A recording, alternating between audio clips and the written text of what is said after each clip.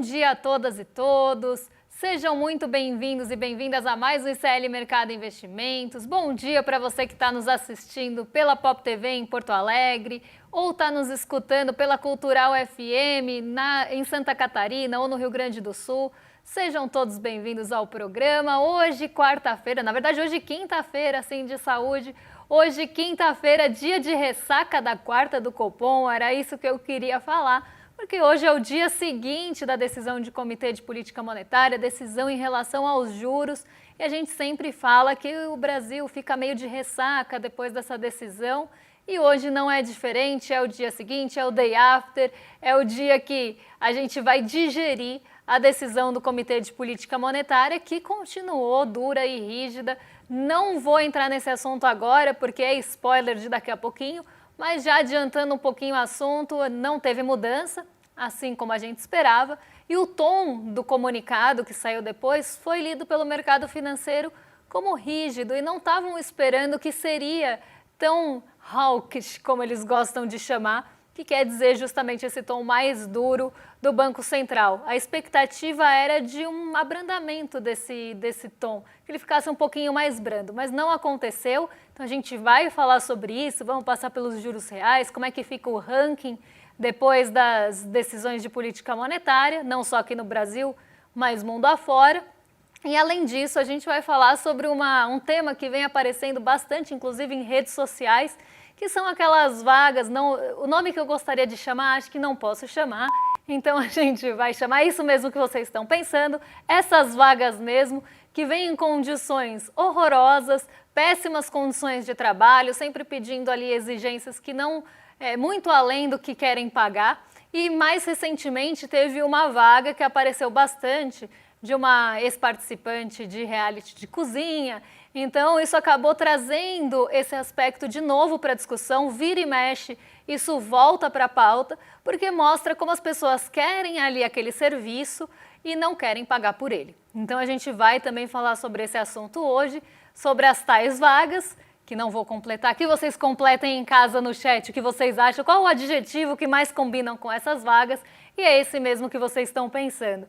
Vamos passar pela agenda hoje, porque a agenda está recheada, a gente teve até que dar uma enxugadinha hoje para a gente conseguir passar por todos os assuntos e temas do nosso programa. Vamos ver o que já saiu, o que tem para sair, quem fala, quem não fala.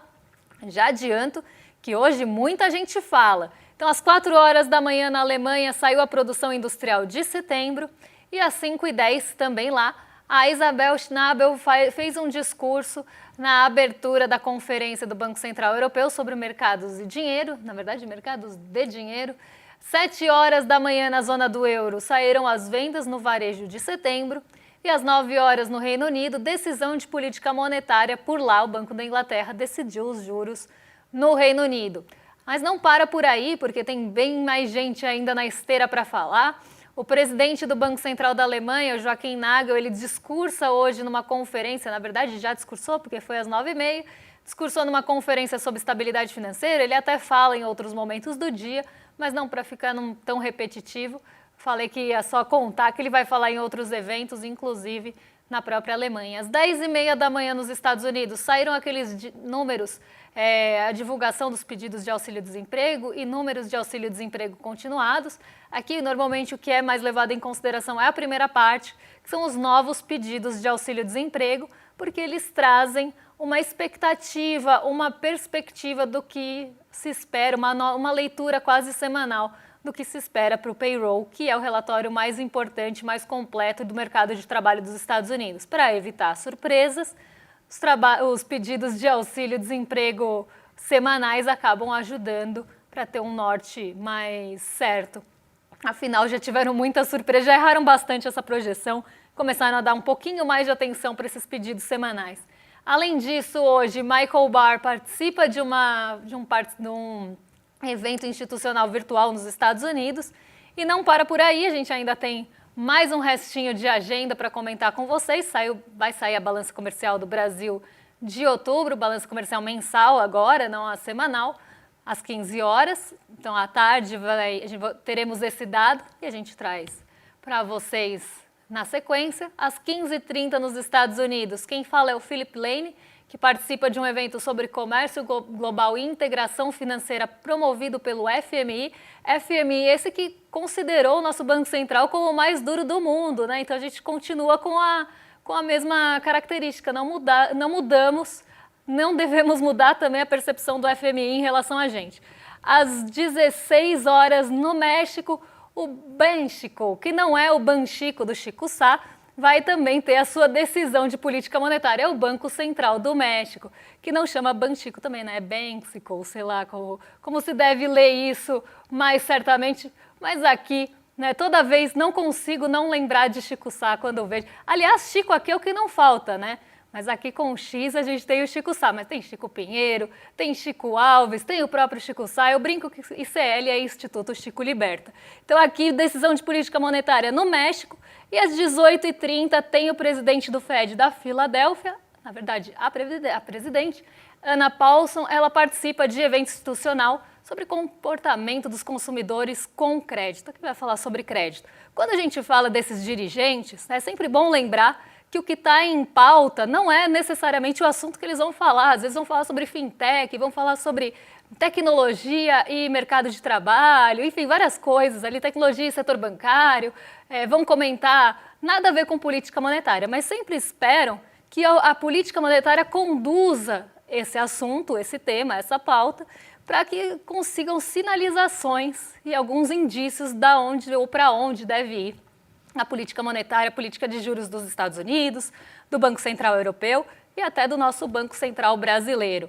Já vamos então para o nosso fechamento, porque o fechamento tem muito a ver com o que a gente vai falar depois, que é justamente a taxa de juros brasileira, que a Bolsa subiu mais um dia, atingiu mais um recorde, superou os 153 mil pontos pela primeira vez, batemos 150 e agora batemos os 153 mil pontos e o dólar caiu mais um dia, caiu para 5,36 e dessa vez foram todos as peso pesado aí do Ibovespa que levaram o índice para o terreno positivo. Teve contribuição da Vale, teve contribuição da Petrobras e teve contribuição também do setor financeiro. Então foi uma junção aí de todas as grandes empresas da nossa bolsa que permitiram que esse cenário acontecesse e esse cenário veio em um dia de expectativa pelo Copom, justamente porque se esperava que o Comitê de Política Monetária, claro que a taxa de juros já era esperada em 15%, ninguém esperava, como o próprio consenso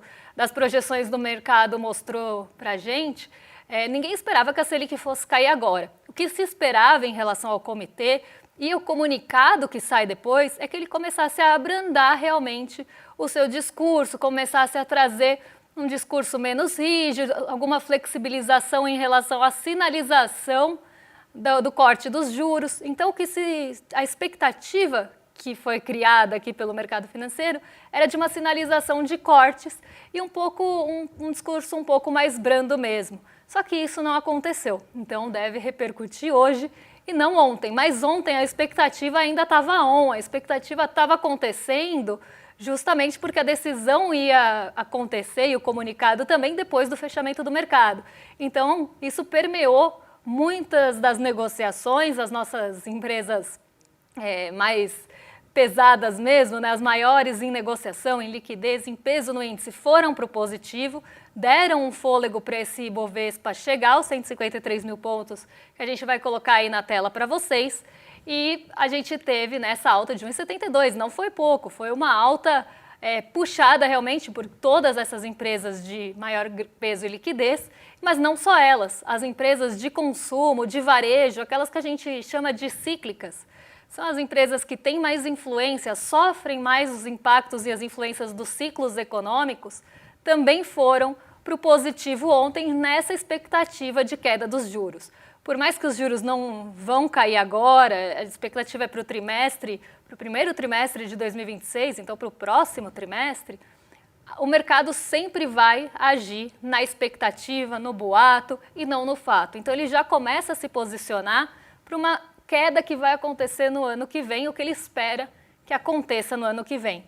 E aí o comunicado do Copom pode jogar um pouco de água fria nessa expectativa. Vamos até colocar aqui maior para a nossa audiência acompanhar, enquanto eu explico aqui os os índices, se vocês pudessem deixar aqui em tela cheia, só para eu explicar esse movimento.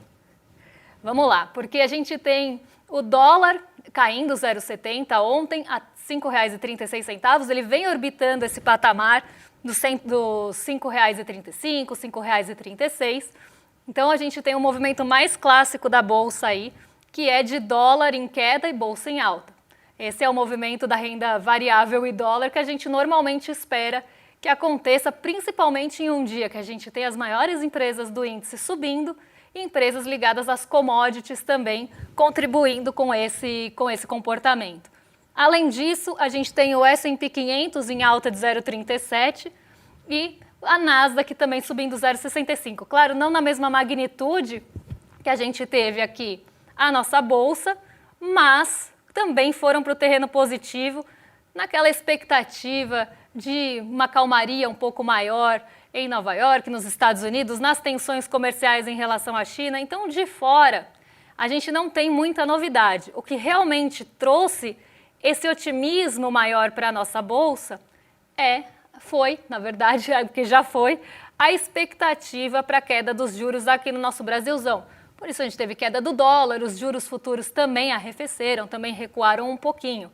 Então um dia aí bastante positivo para a Bolsa e que hoje, né, até estava tentando abrir aqui a abertura para passar o dado mais completo para vocês, a gente poderia ter até um pouco de areia sendo jogada nas expectativas do mercado, já que o Copom não teve a sinalização que se esperava. A Bolsa está subindo, mas está subindo um pouquinho menos do que nos outros dias.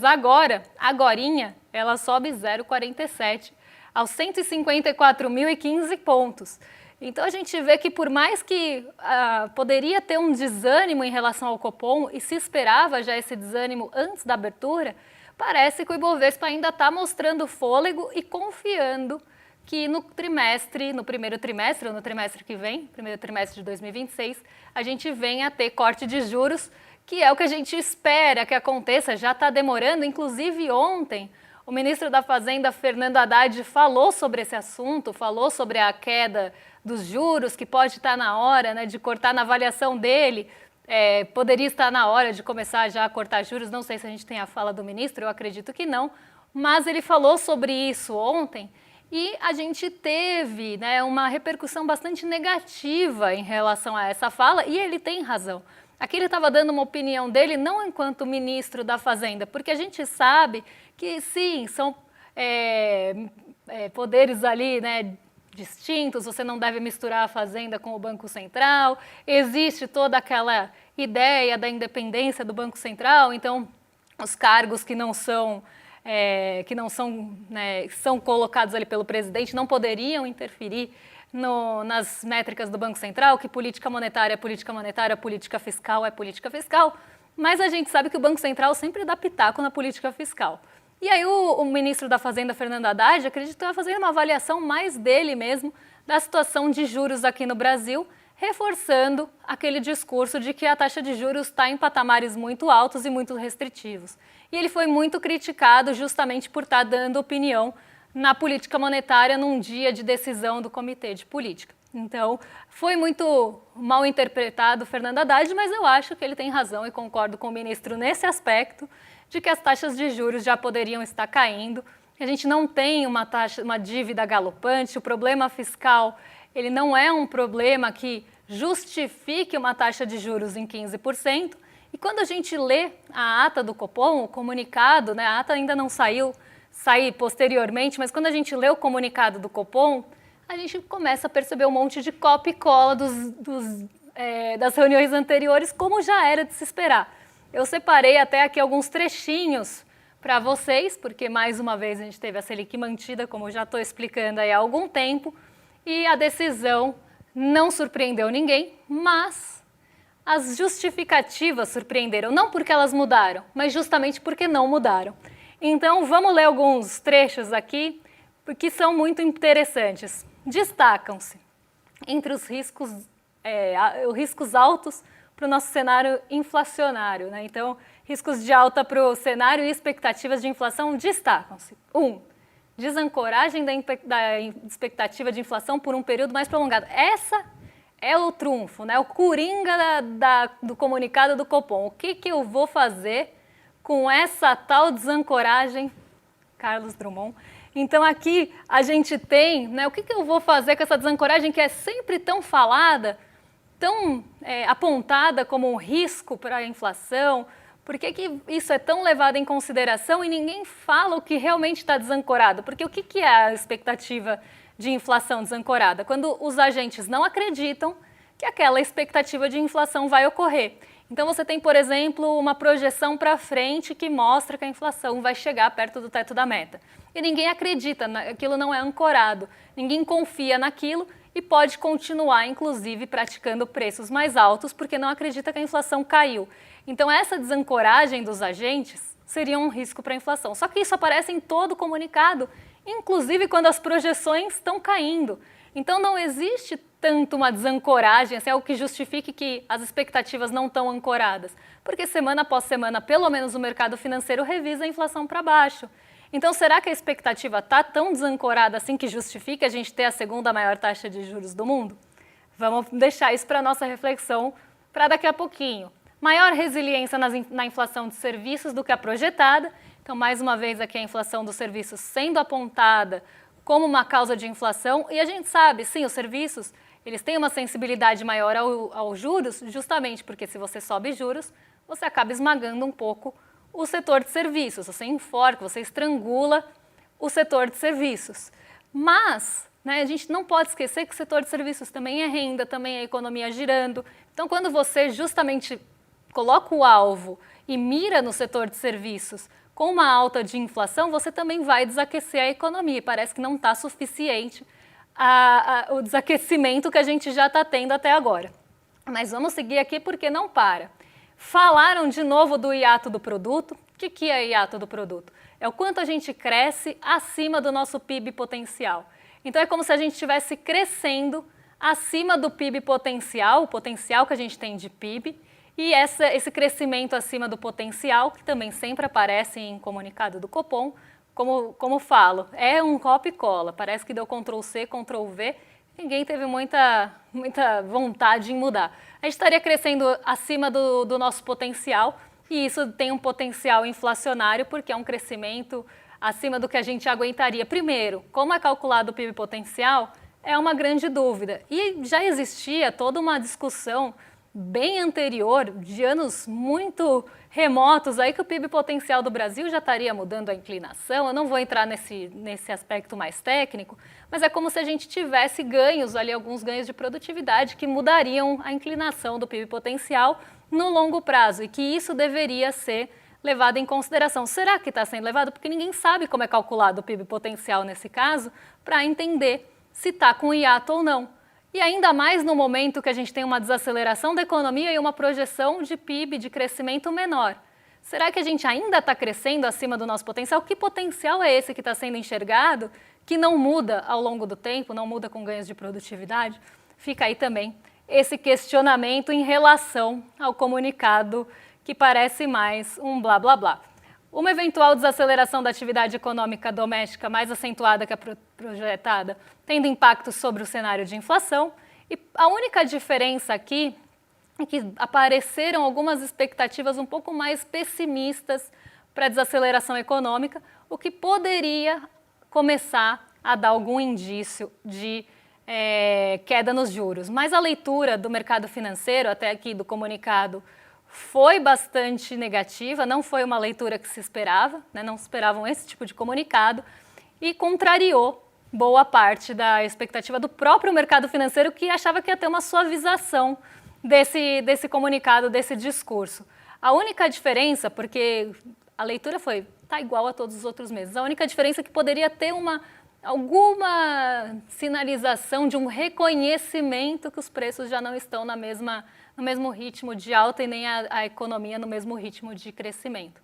E isso poderia indicar uma possível queda. Mas sinalização do tipo, na próxima reunião, que a gente chama de guidance, que é você indicar o que vai acontecer para frente, isso não teve. Não teve uma sinalização de que daqui na próxima reunião, ou daqui 2 reuniões, a gente vai começar a rever a taxa de juros para baixo, ou a gente vai deixar um guidance ali para todo mundo votar na queda na primeira reunião de 2026. Não teve nada disso. E era justamente essa sinalização que se esperava, mas aqui, né, o comunicado de Copom e reunião de Copom, a gente sabe que é mais do mesmo quase sempre. E agora a gente tem o nosso ranking, né, que não orgulha ninguém, que é o ranking dos juros reais, que colocam mais uma vez o Brasil no top 3. A gente continua no pódio com o segundo maior juros real do mundo, perdendo para a Turquia. Então vamos colocar aqui para o pessoal de casa acompanhar. A gente continua perdendo para a Turquia. Lembrando aqui que o que é juros reais, tá? Só para a gente entender aqui, não restar dúvidas, porque às vezes eu vejo essa dúvida pintando. Os juros nominais são aqueles que são praticados. Então, 15% são os nossos juros nominais, é a nossa taxa Selic. Os juros reais descontam a projeção da inflação. É como se a gente estivesse descontando a projeção da inflação para ver o quanto a nossa taxa rende acima da inflação, quanto a gente tem de juros real mesmo, juros acima da inflação. Então, vamos lá, a Turquia com 17,80, lembrando que a taxa nominal da Turquia é altíssima, mas a projeção de inflação lá também é, o que faz com que ela fique com 17,80, nem tão mais ali, né, quase 6 pontos percentuais aí, mais do que o Brasil, mas ganhando, sempre disputando com a Turquia e o Brasil o primeiro e o segundo lugar. Então, Turquia continua no primeiro lugar, no pódio, com 17,80% de juros reais.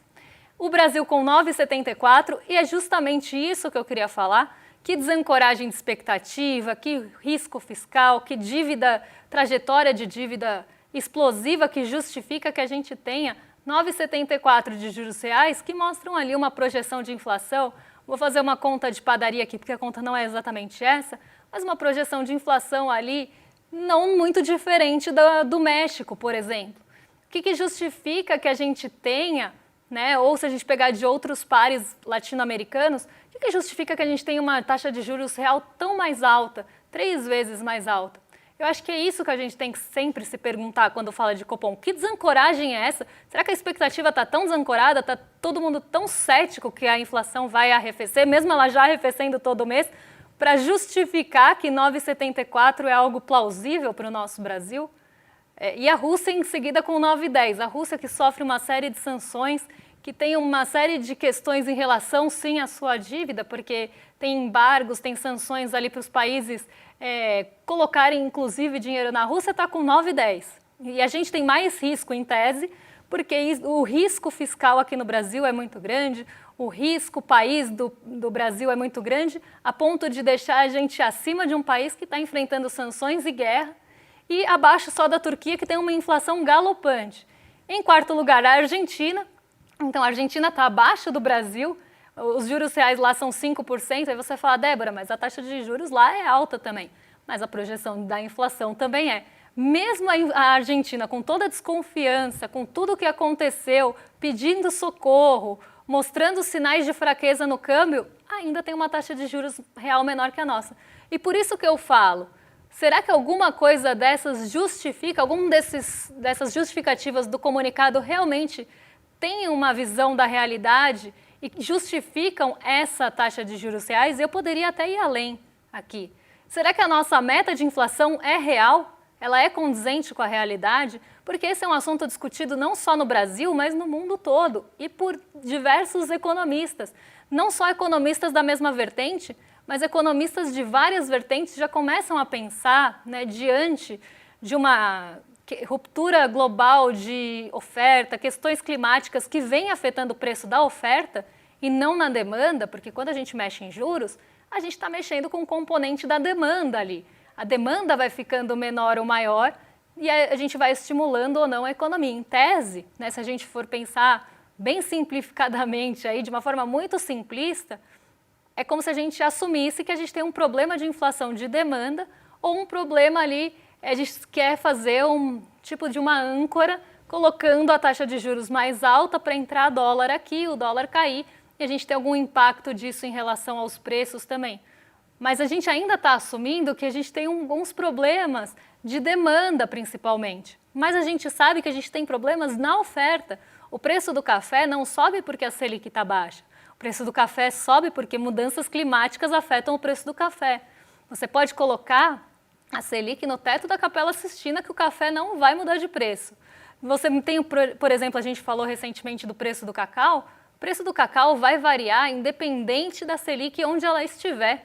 Então, o preço do cacau é um problema de oferta de cacau também por questões climáticas que estão deixando as plantas em péssimas condições. Os frutos não estão saindo bons, assim como o café, e isso é uma ruptura de cadeia global. A gente tem problemas de logística também no fornecimento global, principalmente de commodities.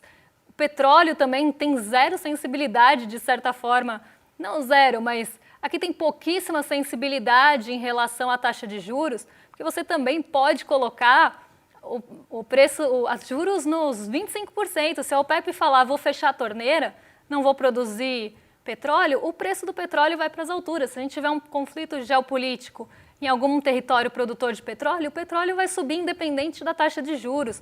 Então a gente tem uma série de fatores de oferta hoje mexendo com os preços de forma global.